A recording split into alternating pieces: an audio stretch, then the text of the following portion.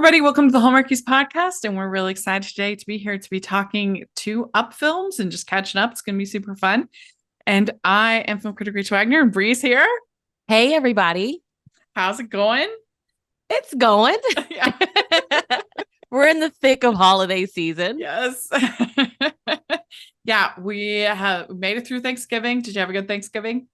Thanksgiving was good. How was yours? Yeah, it was good. Mine was simple because my parents were visiting my sister in Virginia. So I went over to my friend Jen's house, and it was kind of fun because her family is like super into movies. And so everybody, not only did they have movies on, they had It's a Wonderful Life on, they had all these different things. But everybody was talking about them, their favorites, back and forth. And I'm like, this is how the other half lives, right? Like, because You're right. It's really nice. Yeah. It's just so crazy that it like came and went, Halloween's over, Thanksgiving's over, Christmas is just not that far away. And then it's like, it's over. No, I have my tree up, but I haven't gotten my outside lights. Not that I ever do like a ton. It's usually just right around the bars, that I have the fence, whatever. But I haven't gotten it up yet. And I'm like, we're running out of time here. It's like, really? Yeah. But I do have I have a wreath out. So I got something outside to acknowledge the season, at least, I guess. Yeah. I got to step my decorating game up. Like, I've got to do better. But yeah, you've got those kids. They should help you. I know. I mean, I put stuff up, I'm slowly like building a collection of decorations, but once you get it up, you're like, I could do better. So I think watching holiday movies, it's like, I could do a lot better. Isn't that the whole point of having kids, to get them to do you have someone to do chores like do the decorating? I know. That's right. But yeah, so since we're both big readers, I thought we'd start off. We have two movies we're talking about today. We're talking about Yuletide the Knot and Mistletoe Connection, but I figured we'd talk books for a little bit for a second. Yeah. Do you have anything fun that you've gotten to read lately? Well, I do want to shout out one that actually came out today, the day that we're recording this. So if you are a Wizard of Oz fan, there is a book that came out from Berkeley. It's called The Fairy Tale Life of Dorothy Gale. And I chatted with the author this past weekend. She doesn't consider it a retelling. She considers it more of like a reimagining. She's also done Little Women. So her kind of niche that she's in right now is like reimagining some of these classics. So that came out today. So I just want to shout that out if you are a fan of The Wizard of Oz. Like, I've started the book and it is really good and interesting, I think, what she's done with it. So definitely that. And then I think the other one that I've read recently that I just want everybody, especially because it's the holidays, Faking Christmas by Carrie Winfrey. And this is like very loosely inspired by Christmas in Connecticut. And it was so good. It's a quick audiobook. Like, seriously, I think maybe 5 or 6 hours. Put it on. Like, I highly recommend listening to the audiobook. It is so good. But yeah, I mean, if you've seen Christmas in Connecticut, you basically know the story. It's Faking Christmas. That's what it's called. Faking Christmas. Yes. I'm definitely have to download that, because not only did I just see it on the big screen, I saw Christmas in Connecticut on Friday. I love the movie. It's one of my favorites. And but I saw there's a musical version, brand new theatrical version. Yeah. And I got to interview for Hallmarkies podcast, got to interview the writers, Patrick and Eric, who wrote the book for this new musical. So that was super fun. So I've just been like Christmas in Connecticut all day, every day. You're gonna love it. I think you're gonna love it. I hope you'll love it. I think it's like enemies to lovers. Like, she hates him. Like, she overheard him say something about her sister. It's got the whole like she's been lying about what she does. It's actually her sister's life kind of thing. You have to read it, Rachel. I think you're gonna love it. So, those are the two. Those are the two that I'll shout out. Well, I obviously haven't had a ton of time, but I did read the entire Gift Wrap Romance series.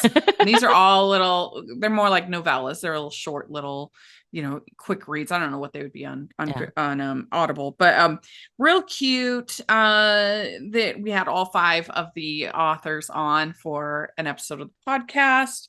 I liked them all. It's One Small Secret, Cabin Crush, Solo for the Season, Merry Kismet, and Jingle Bell Jilt. These are all clean romance, and they're all different. They all have, like, one of them's second chance, one of them's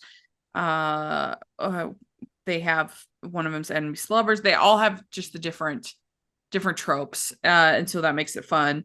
And it was a very fun interview and a challenge. I don't think I've ever done an interview with 5 people. Yeah. So that was hard to make sure everyone's getting heard and not talking over each other, and that I'm asking all the questions to everybody, and then the fun editing.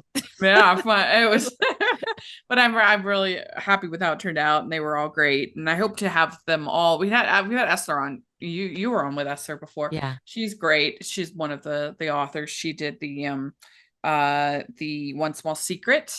And so that one's a fun one. It pays homage to this movie called Bachelor Mother, which I don't know if you've ever heard of it. It's an old movie with Ginger Rogers. It's a good one, where she kind of stumbles upon this baby, and then she has to take care of the baby for years, and that's kind of basically what the sort of the plot of her story. But I really enjoyed all 5, and I enjoyed having them on the podcast. And then the only other book that I have read that I finished, I have a couple other I'm in process with, but the only other one that I finished is Jingle Jammies. Yeah, by Robin Neely. Okay. Yeah, Robin Neely. And I mean, I did read The Letter Tree, but as far as like Christmas books. So yeah, Jingle Jammies. And it's just so fascinating because they turned it into Christmas by Design, I think is what they're called. And they just like stripped everything that made the book like special. Like it was okay. It was like perfectly generic Hallmark movie, whatever. And I had a good time talking about it with my friend Caroline, who she's a, I don't know if you'd call her, she's not a designer, but she curates vintage clothing. She goes, she finds it, she sells it. She has this great store. And so it was super fun to have her on the podcast, and we had a great episode. But yeah, I don't know. It's just like making the female the designer was such a less interesting choice than in the book. Yeah, I think. And also just designing Christmas jammies. That's like a fun idea. And so like it just made everything just sort of more bland than in the book. But what are you gonna do? I guess. Yeah, I remember, I think you were texting me while you were watching it. And I wasn't home. I was like out and about. So I was like on my way home. I had it recording. And I was like, I knew they were gonna do that. Why did they? That's such a typical Hallmark decision. Of having a lead male character that is a designer, I guess. I mean, it's not like there's no straight designers. There's like a lot, it's not unheard of, that's for sure. And so like to have somebody who's not your archetypical, hunky leading guy, I guess they just can't deal with. And it would have been so interesting to have a female character that's a mechanic. Like both of those would be subversions. And so to flip it just makes it way less interesting. Yeah. So it's too bad. But it was a fun book. I enjoyed it. It's like, why, I don't know, why take the book if you're just gonna I mean, how many Hallmarkify it? Yeah, like the girl from the city coming to the country meets the hometown hunk. Like, I mean, it was fine, but the book was so much more fun. And like the idea of somebody designing the Christmas jams, which are so popular, is like a fun, creative idea. And so it's a little bit baffling, but what are you gonna do? Ho, ho, ho. We'd like to take a second and thank our sponsor for this episode of the podcast. It's the Hallmarkies Patreon. Do you love Hallmarkies podcast, especially at Christmas?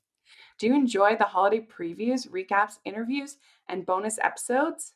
If the answer is yes, please consider supporting the Hallmarkies Patreon. We need your help to do what we do both during the Christmas season and all year round. But not only do you help a podcast led by strong, independent women by becoming a Patreon, you get to become a part of the Hallmarkies family. Starting at only $2 a month as a patron, you will have access to our Facebook Patreon group where we talk about the movies, shows, and more all year. We also have many monthly patron watch-alongs with guests like Lacey Chabert, Natalie Hall, Paul Campbell, Mary Lou Henner, and more, giving their behind-the-scenes details of their films.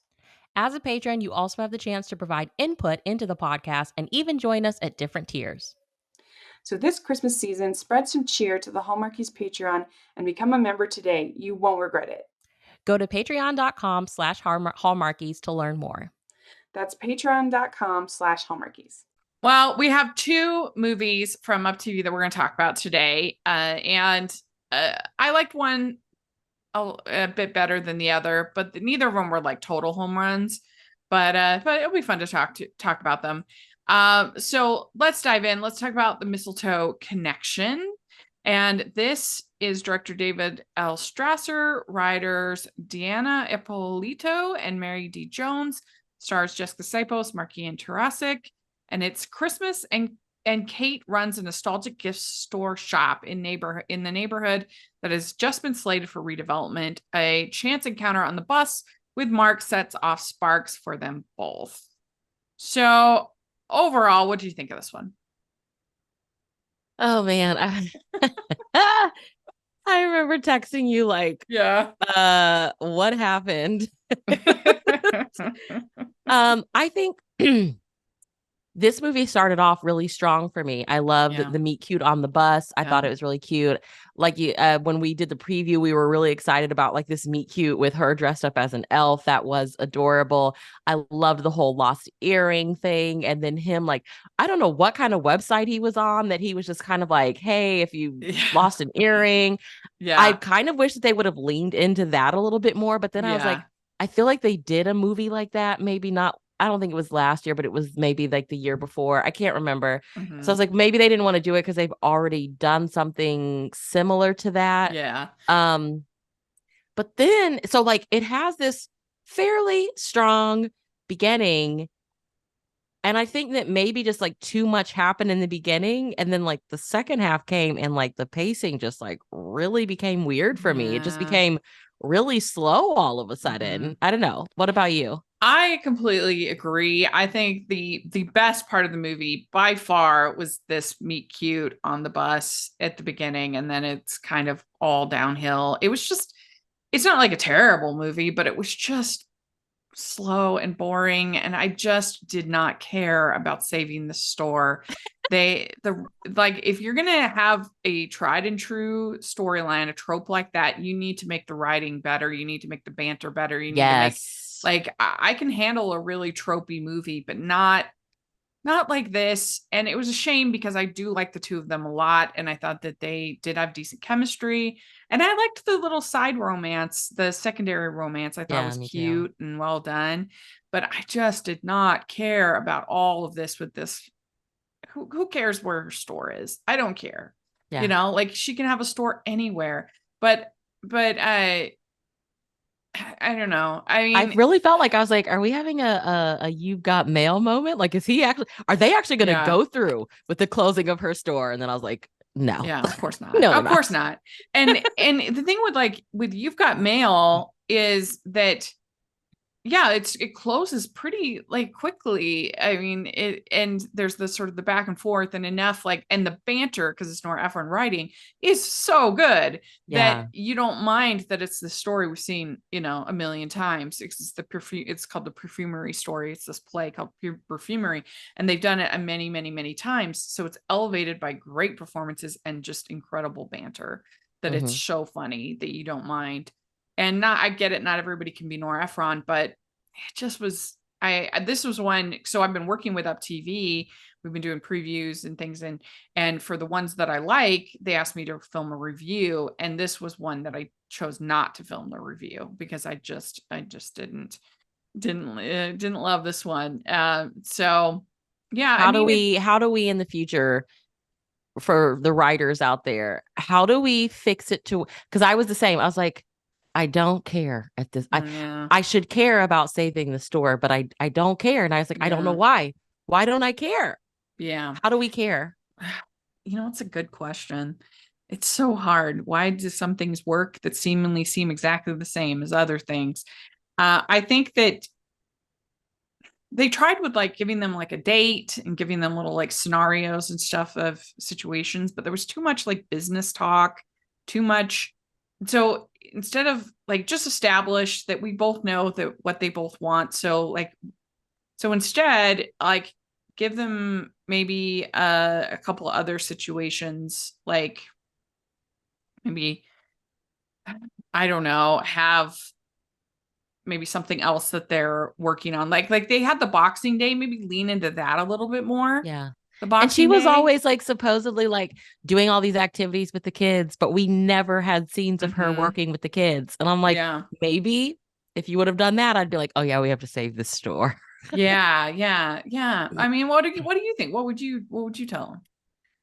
I don't know. I personally kind of wish they would have just leaned into, because when they went the like this is historic route, I was Yeah. like, I oh did man. groan. I was like, come on, like listeners don't come for me, but close the store, give us like a 6 month later. Yeah. Like, like you Well, just that, I mean, because that's his thing with You've Got Mail is that she learns and grows and becomes this new person. She says, if I would never have become an editor if I hadn't lost the store. Yeah. So, and it's only after things close that they really start, like he really starts courting her. And you got that incredible scene when he brings her soup and flowers and daisies. And that whole scene is, and she's sick. And you just have great scenes like you have great moments of dialogue when she basically destroys his entire Godfather theory in like 2 lines. She's like, people are always saying that it's not personal. Shouldn't business start by being personal of all things? And he's kind of like, and so that kind of a thing where it's like you're getting to know these characters. It's not just leaning on the like business meetings. Yeah. I mean, I think like, did we get to know him like hardly at all? We didn't hardly get to know him. No. I don't really feel like I got to know much about her. Yeah. I don't know. I feel like the main character in this movie was the freaking store. Yeah, no, it's true. And I get like, I think in a way it's an interesting conversation starter because obviously you want to support small businesses, but the reality of it is like Amazon and these big businesses are making it hard. And I just, I wish like we could realistically find ways to lean into that. Okay. Well, you know what's funny small though? shops surviving. All of the small shops, all of them across America are not surviving because they find out they're in an historical location. Right. Are they having to, expand and start doing things online? Like the writing, I think, just has to sharpen up. And what's interesting, and I would love if a one of these Save the Store movies incorporated this somehow, is that actually like it's also sort of the mid-box stores, like the Fox Books of now would definitely be closed. Yeah. And sometimes these small niche bookstores are actually doing quite well and thriving. Sometimes the small businesses are doing quite well, but it's the big box, some of these, what were originally the big box stores of the 90s, most of those have closed or failing. So it'd be interesting to kind of take that, like would be a creative that would be a creative spin on it, to be like sort of the Barnes and Noble of the town. Like that would, like that style, it would be kind of, that would be a fresh sort of take on it. It'd be like, are we going to save the what we thought was the big bad box store in the 90s? Are we going to save them now because it's taken over by online, like you're saying? And I don't know, just something to make it different. What is our fascination with every season? There's going to be 1, 2, or 5 Save the Store movies. Yeah. It's like, what is our thing? I don't know. I'm a big Etsy. I'm a big Etsy user, so like I love small stores, small shops. But in Christmas movies, it's like the time to just save the store. Well, and I was saying the other day that it's kind of interesting because the bad man of business is always, portrayed as this horrible, all they care about is work, all they care about is business. But in a weird way, a lot of times our Hallmark or Lifetime or Up, whatever, our rom-com heroine is also obsessed with business. Yeah. I mean, this character was completely obsessed with business. Yeah. That was all she talked about, all she thinks about. It's the only thing that matters to her. But because hers is a small business, I guess that's okay. It's okay. But Right. They're so right. I never even thought of that. I never even thought of that. They are basically the same people, but we're supposed to be sympathetic with her because it's her small business. Yeah. He's this big part. He's part of this like larger entity or whatever. We'd like to take a second and thank our sponsor for this episode of the podcast. It's The Trouble with Mistletoe by Jennifer Snow. It is the first of the Brook Hollow series. In best-selling author Jennifer Snow's sweet, wholesome Christmas romance, The Trouble with Mistletoe, our heroine learns that you can't say no to a mistletoe kiss, no matter who's under it. Since leaving Brook Hollow and her fiancé Luke Dawson 12 years earlier, Victoria Mason hasn't looked back. She's traded the small-town dream of marriage, kids, and family Christmas dinners for late nights working at a high-powered acquisitions firm, lunches at trendy New York restaurants, and jet-setting vacations on the slopes. So her latest work assignment to acquire Brook Hollow's sporting goods store poses a challenge for Victoria in more ways than one, because it's almost Christmas and she's got other holiday plans, and the owner is reluctant to sell, and the owner is Luke. She needs to wrap up the deal before she gets caught up in her old life and her old love, or becomes trapped under the mistletoe again. You can find The Trouble with the Mistletoe by Jennifer Snow wherever you purchase your holiday reads, or use the affiliate link in the description below. What did you think of the side relationship of her assistant? I forget. I don't even know their names. I was just like assistant and yeah. It's always interesting because I feel like the assistants in these movies are like the ones that actually really do the hard work. Yeah. I loved that she got something. It kind of just felt like, and I think it all goes back to what you said earlier, is the writing for this movie just there needed to be something else. It felt kind of thrown in there, like we have to give her something else. We need some type of filler for this movie. And so like, let's give her a romance. I was happy to see it. And at some point I became a little bit more invested in their romance than the main romance, but still I was like, it didn't have that flow of mixed baggage. It didn't have that mixed baggage flow. No. So I mean, that's a high bar. That's a very high bar. Very, very high bar. But yeah, I mean, I thought they were pretty cute, and I was kind of happy whenever we got back to them. But when they tried to do the it's my sister thing, I was just like, oh, come on. I mean, this man's hugging his sister a lot. I know. I knew it. I was like, that's the first tired thing of like, it is. That second time she interest. saw it, I was like, he's gonna tell us it's his sister. Yeah. It's his sister. I just know it. And when he said it, I was like, okay, there we go. Yeah. Also, if you are dressing up as an elf, shouldn't there be a Santa somewhere? I don't know. Why is she dressed as an elf? Like, understand. And who has this big, thick candy cane to just pull out of their sleeve? Oh, right. She gave that candy cane to the little girl, and I was like, that's one of those like big, thick candy canes. This girl is like 4.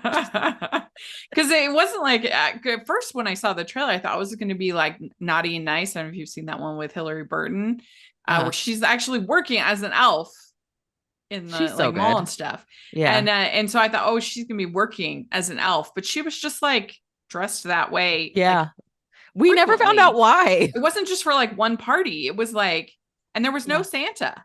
There was no Santa. Yeah. There was no Santa. But I don't know. I did like the two. I liked both of the couples. I thought were really good, and I would see them again in other stuff. Yeah.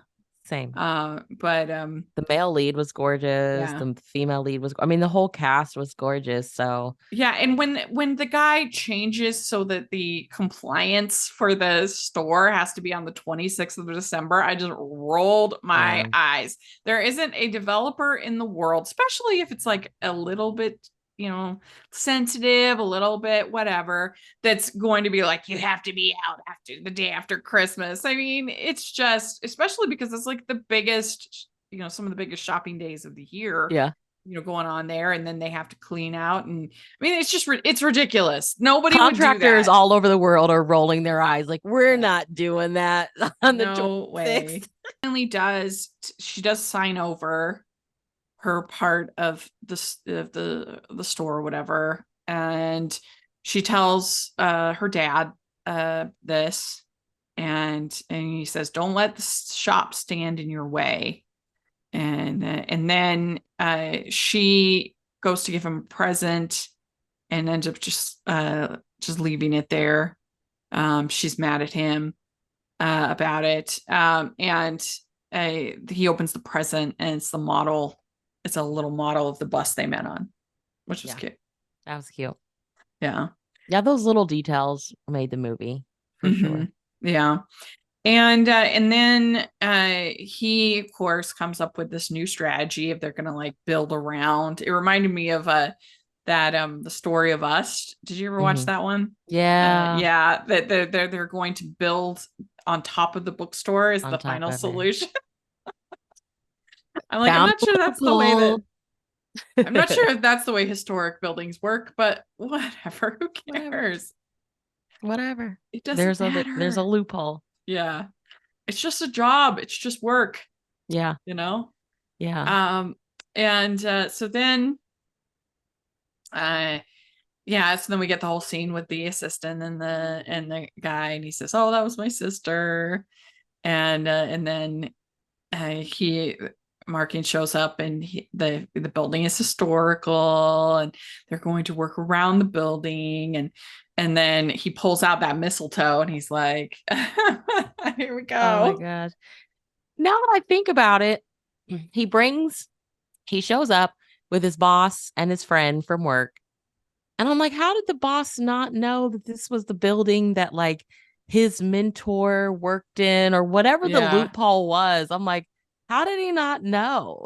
Because this guy was like hardcore. No, we are getting these buildings. We are starting this renovation or whatever. And then all of a sudden it's like, oh, your mentor built this or was whatever it was. And then all of a sudden he's like, super. And I'm like, how did he not know that? That's true. Yeah. How would you not know? And also I thought it was annoying when she gets all upset because he's having dinner with Estelle. Yeah. With the other lady who's, he's like, I want everybody to get something. He's trying to help Estelle, which is totally valid. It makes sense. And I think that was what did it for me. Like, I don't know. I don't want to sound like a terrible person, because I do believe in small businesses. Like, I think we should 100% shop small. But if you're going to do these movies, it's like, I don't know. If he's going to give you the money, you can use that money to buy a new location. Like in Hanukkah on the Rye last year, the whole thing with they end up finding there's a new deli that they end up finding, a new place, and everything works out. Everything works out. It's not like there's only one. I forget, this was Seattle, I think. They didn't have any fake snow in this movie at all. They did not, which was interesting. Yeah, I was like, it looks real hot there. Yeah. And I did think it was really funny when he puts up that missing elf flyer. That was one of the best bizarre, things about funny. Yeah, I loved it. Yeah. Imagine. See, the beginning half was just like really fun and like fast paced, and the friend thinks he's like a hopeless romantic and kind of jokes with him about it, but then yet he like takes this drawing of the girl and like makes posters and puts them all up. I was like, oh, this is gonna be so fun. And then the second half just got weird. Yeah, I agree. Yeah, I'd give it 2.5, I think. Yeah. Crowns out of 5. We'd like to take a second and thank our sponsor for this episode of the podcast. It's the Hallmarkies merch store. Are you looking for that perfect gift for the postable, Hardy, or Hallmarky in your life? What about getting that t-shirt or hoodie that will help you stand out at your next holiday party? Now is the time to check out the Hallmarkies merch store. Full of festive designs by artists like Jessica Miller, Carrie from Hallmark Comics, and more. You can even have more than just shirts, but totes, cell phone cases, notebooks, mugs, and more. And it isn't just Hallmark. We have designs for Anna Green Gables, Man from Snowy River, The Nanny, and more. Every purchase at the merch store goes to help support the podcast and allows us to make the great content you know and love. There are frequent sales, so go to tpublic.com/stores/hallmarkies or see the link in the description. That's tpublic.com/stores/hallmarkies. Tied the Knot. And this is director Nania Miyata and writers Daniel Mahler, Landman, and Nania Miyata, and stars Mary Antonini and Peter Porte.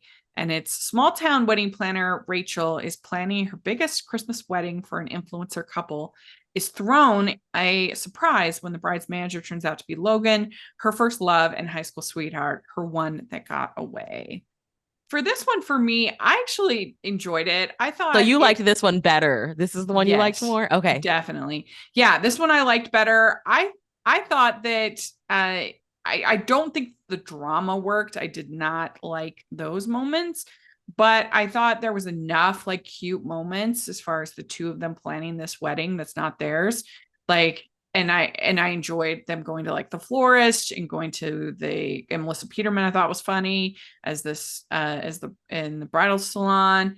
And I also I liked the music. I thought it was kind of fresh and something new. I thought the little girl was really cute. So overall, I enjoyed it. Not a home run, but yeah, I liked it. I love the music in the beginning, like when they're at the party or reception or whatever it is, and the live band. I was like, okay, I am really into this.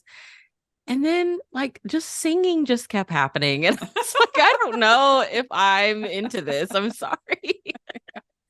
I can see that. I didn't think there was too much, and I thought it was fairly organic of when you'd sing and just something kind of fresh. But yeah, I mean, where it really fell for me was the kind of the opposite of the previous one, which started great and ended not as great. This one I thought started really rough, and I was like, oh no. And this whole scene at Thanksgiving, which she unloads on the new girlfriend, I thought was really bad. And I was so surprised that UpTV used that scene of her yelling for one of their promo clips. And I even messaged, I was like, I wouldn't have no interest in watching this movie based on that clip. Like there's so many other fun scenes in the movie, like with Melissa Peterman or other scenes. I thought almost everything with the three sisters was really cute and sweet, and I liked their dynamic. Any of that would have been better than this scene of her having a fit.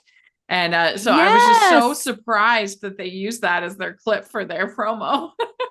It was really weird. Like, I don't know. I am blessed that both of my parents are still alive. So I don't know what it's like to be like a 30-something and your mom is gone.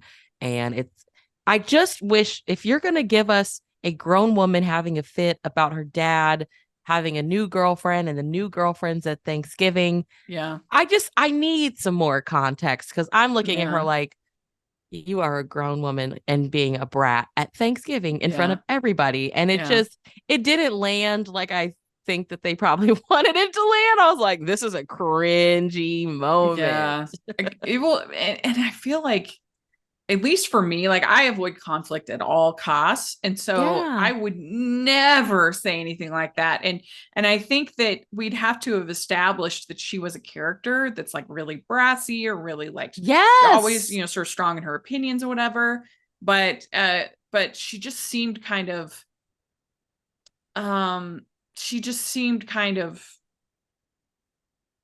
like it was like, I don't know, like verbal vomit. Like it was just like she seemed out of control. Yeah. Like there was just no thought whatsoever. Sometimes it just, I'm gonna say whatever I gotta say, and I have like no filter, and I'm like, I don't know. It was weird. It was weird. But she says that it's not Christmas without her. And that was hard, but I did like. And see, they should have given us, like, how sometimes they'll give us at the beginning of the movie like a flashback scene.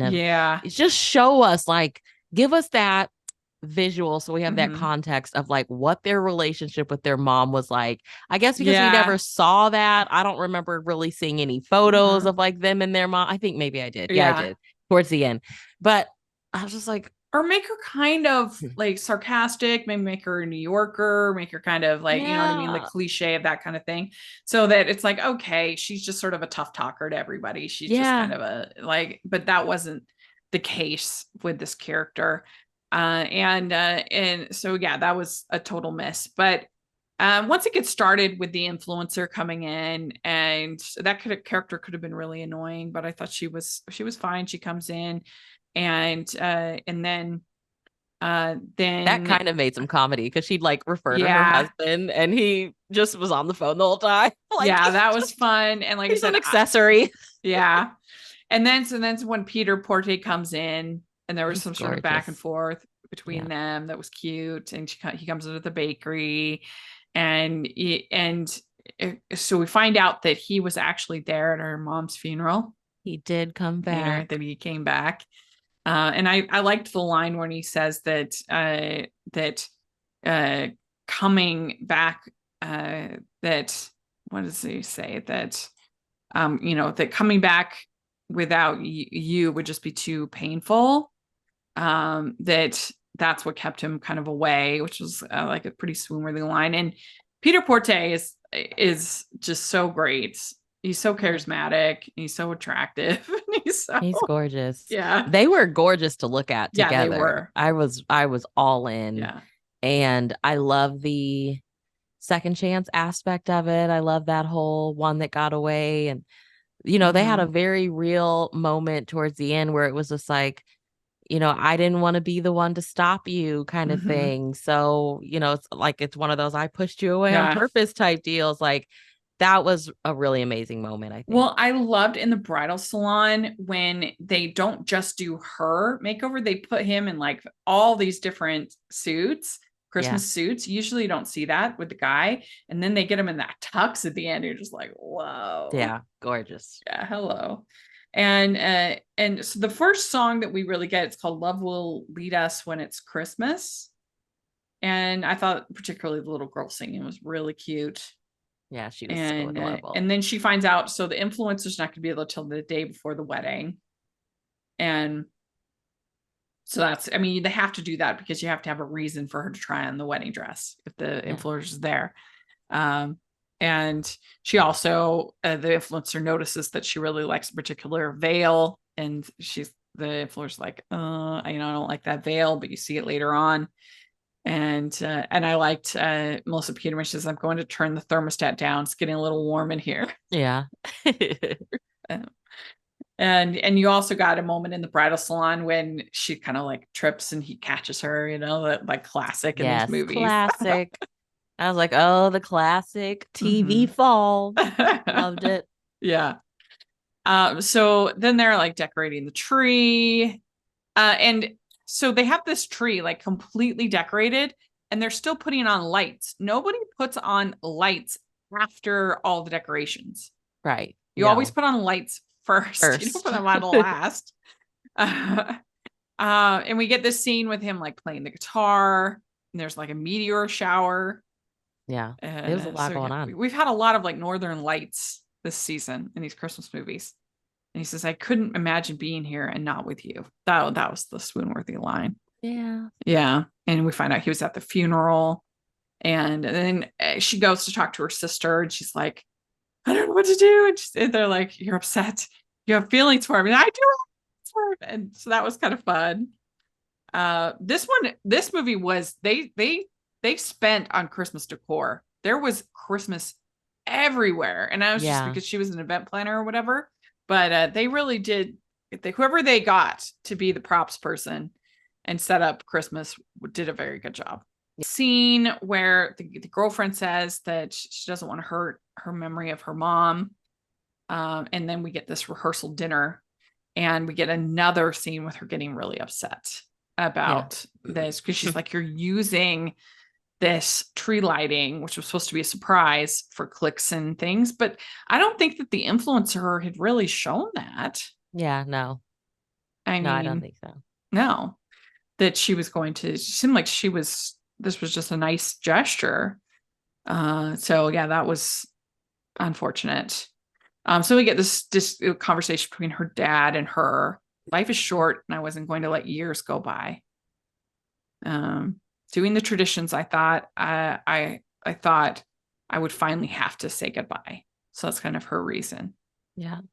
And then we get another singing of that "Love Will Lead Us" when it's Christmas song. And then they're getting ready for the wedding and Christmas, and she apologized to Beverly, and the influencer says, "Oh, I'm not getting married." So it's just too much, too fast. And then her sister, one of her sisters, ends up using the wedding, which was cute. Yeah, I loved that. Yeah. And then we get the scene between them where he says, "It's you, you're home to me. I choose you." Oh, what girl doesn't want to hear that? And then and then we end with the wedding. And I would give this one like a 3.25. I'm not like over the moon with it, but I thought the songs were nice. I thought the sister dynamic was cute. I like Peter Porte. There was enough for me to mildly recommend it. Yeah. Yeah. For me, it's a 2. So we gave like the last one a 2.5. This one's a 2. Yeah. Even though now, listeners, I'm still an UpTV girl, even though I did not enjoy these. I will watch these. I will still watch UpTV over Hallmark this holiday season. I have zero motivation. And I've been watching old Lifetime Christmas movies over Hallmark as well. So UpTV is still my go-to. A lot of men on Hallmark too, unfortunately. They really have. But you know what? You would never, the diverse family dynamic in Yuletide the Knot, you would never see on Hallmark. And so, UpTV just is it's my go-to. It's become my go-to. Even the movies that I'm like these two, like they weren't that great. I'm still a fan because they at least are taking risks. They are at least trying. Right. Yeah. And I respect that. That. I think so. And I'm excited because next week they're having a Christmas at the Amish wedding. And what can I say? Next week, they're having Christmas at the Amish bakery. The bakery. Yeah. Yes. And I have a special recap on the one with Galadriel Steinman, who came on our podcast last year because she's done like a bunch of these Amish movies for Lifetime and for UpTV and everywhere for Hallmark. And so I just thought that would be kind of fun for her to give her thoughts on this one. She's not in it, but I thought it would be fun. So that's going to be special for our Up recaps. And then we'll just have one more after that for the season. And then we're done. Yeah. Crazy. Shout out to Up. They were like, we're just going to give you 8. And I'm like, 8 is doable. We can do 8. So let us know what you think of these 2 movies. We'd love to hear your thoughts in the comments or on Twitter. And Bree, how can people follow you? Well, of course, I'm here on the Hallmarkies. I am the host of the Categorically Romance podcast, and I'm at Bree Unabashedly on social media. I'm not that present right now in life, but I am there. So come say hello. And you can find me at Rachel's Reviews, all over social media, iTunes, YouTube, and on Rotten Tomatoes, and on Goodreads. So check that out. Also, make sure that you're following the podcast at Hallmarkies Pod, Hallmarkies Podcast. And if you're listening on iTunes, please leave your ratings and reviews 5 stars. That really helps us a lot. And if you are watching on YouTube, please give the video a thumbs up and subscribe to the channel. We appreciate that so much. We also have our Patreon group, which is a ton of fun. You get a chance to participate in watch-alongs and other activities and be part of our group. And so please take a look at that. And we also have our merch store where you can get tons of fun designs. We kind of had I tried to have a little bit of a Barbie inspiration this year with the design. So check that out. And thanks so much, everybody. Merry Christmas. Bye. Bye, everybody. Merry Christmas.